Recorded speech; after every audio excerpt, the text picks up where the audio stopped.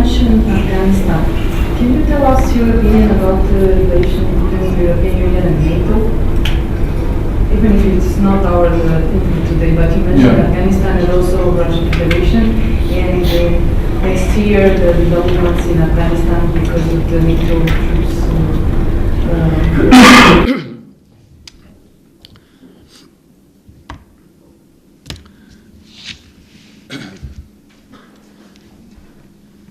You know quite well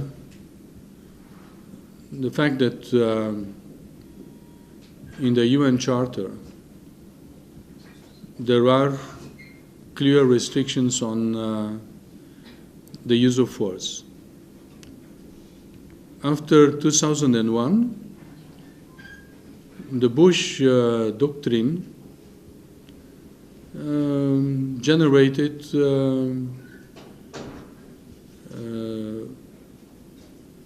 the idea of the preventive strikes and self-defense by preventive attacks.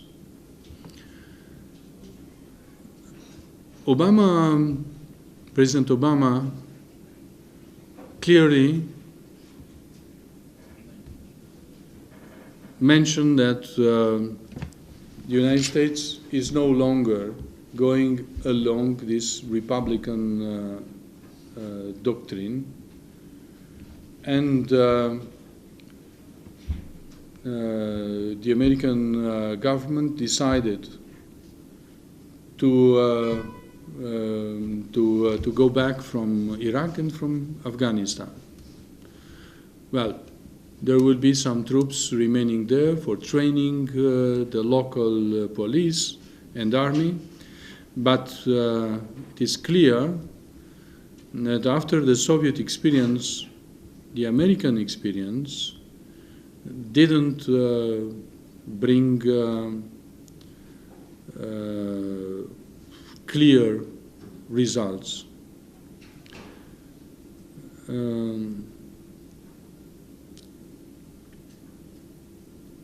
I wrote a book, Lumea, Americanii și Noi, The World, the Americans and Us, and explaining a little bit how Romania participated in the first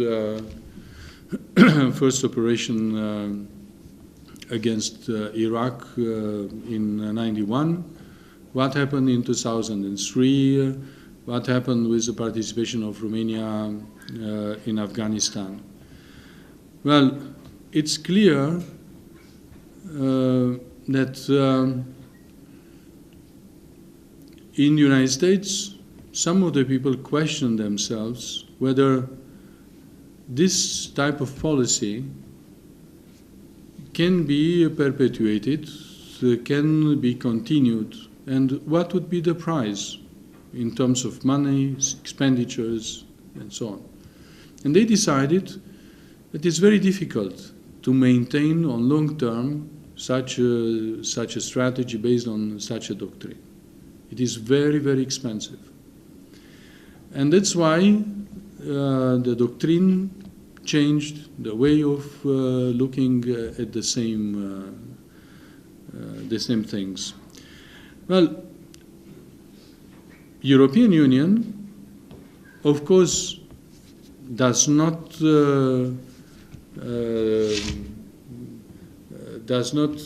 comprise also the United States.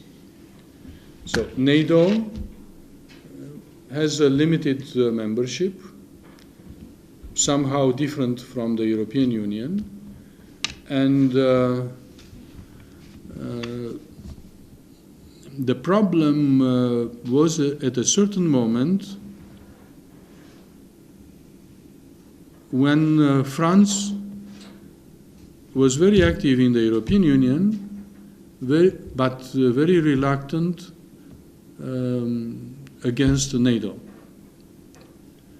After some time, France went back to the NATO structures, and it was very interesting to see that the country which supported most the United States on eventually bombing Syria was France.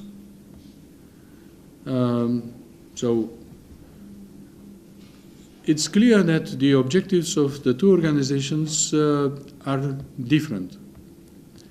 But at the same time, some of the strategic objectives of NATO, which is no more only a defensive organization, and are quite the same, or mainly the same. That's why if in 2003, 2002, 2004, for a country like Romania,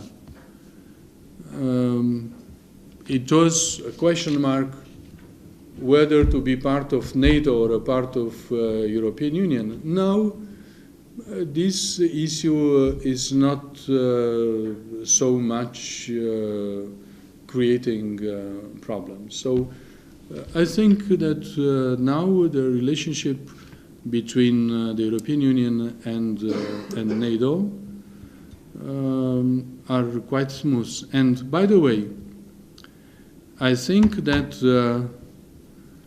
the process of expansion of NATO pushed the European Union to expand itself. It's very strange. If you take the moments of the decisions in time of NATO to expand, you will see that the European Union was very keen afterwards to expand itself, not to remain back in a remote position.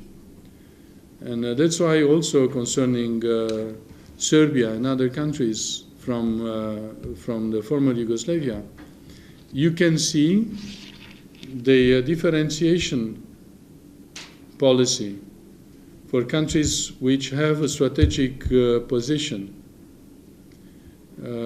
like Montenegro, Macedonia, some of them very important from the strategic point of view, and where NATO is very keen to go forward, and also Albania, where you can see the Americans and NATO trying to have very strong military bases on the seaside, and the European Union, which comes slowly after NATO. So it would be an interesting study to see in a mirror the speed and the way of the expansion of NATO after 1990 and the process of enlargement of the European Union. Mai aveți întrebări sau nu? Da?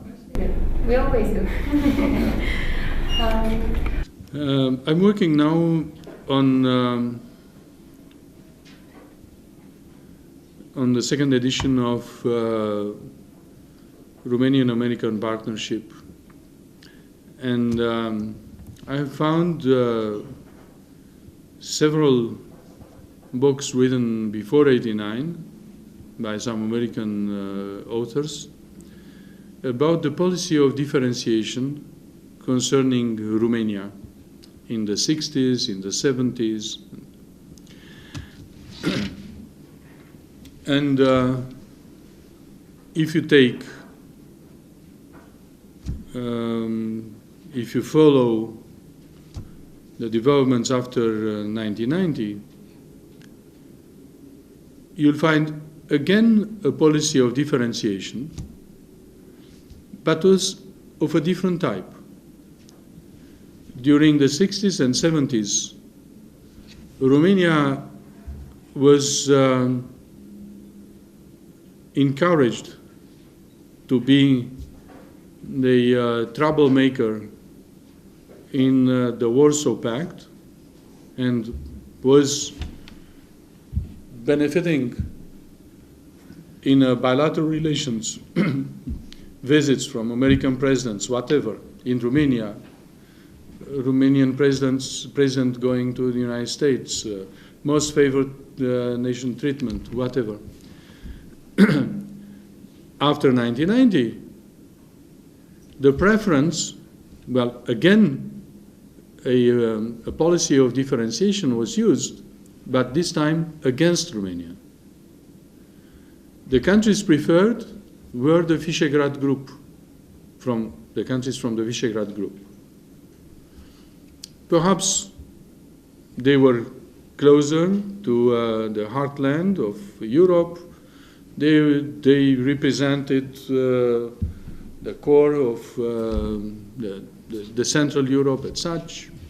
There might be explanations, but Romania and Bulgaria remained a kind of a buffer zone. And I'm depicting in this book the way Romania tried to go out from this status as a buffer zone. And so I'm explaining now the way the stick and carrot policy is used against some countries when they are outside an organization. When they are in, you have another tool. This is the monitoring process, which is another type of another way of putting pressure. I gave an example recently. Romania, everyone accepts that, technically has done everything was needed to become part of the Schengen area. But for political reasons, in some of the countries in Western Europe, the decision was postponed for various arguments. Local elections in Holland, elections in Germany, next elections in France, Roma people. The most extraordinary argument was given by the French Minister of European Affairs, who said a couple of weeks ago that the problem of Roma is not the argument for not accepting Romania in the Schengen space. The problem is that the monitoring process on the judiciary, the report of on control and verification of the judiciary, will be a negative one. So the minister, the French minister, knows already in October that the report, which will be published in January next year, will be a negative one. Anyway, the decision should be taken in December on Schengen. So you have, through a monitoring procedure, by changing criteria all the time, tools of pressure of various kinds, various types of interest. The European Union is a mechanism which at this time, in my opinion, lacks a powerful leadership and is embroiled, is affected by a very superficial issue, the fight between ideological families, which are in fact not ideological. There are groups, political groups, elected in the member countries, which generate the final vote on offering and establishing the membership of the European Commission and all the structure in Brussels. That's why the European Union tries, the political families in Brussels, try to encourage various outcomes, political outcomes, before elections in one country or another, in order to have a majority when the time for decisions will come. Well, that's why I think it is important to understand those mechanisms, stick and carrot, monitoring, and to be able to fight from the outside when you have a certain interest, or from the inside when you have certain rights as a member. But it depends on you to defend your own interests and to create majorities based on common interests when trying to oppose or to impose some strategies or some policies inside the European Union.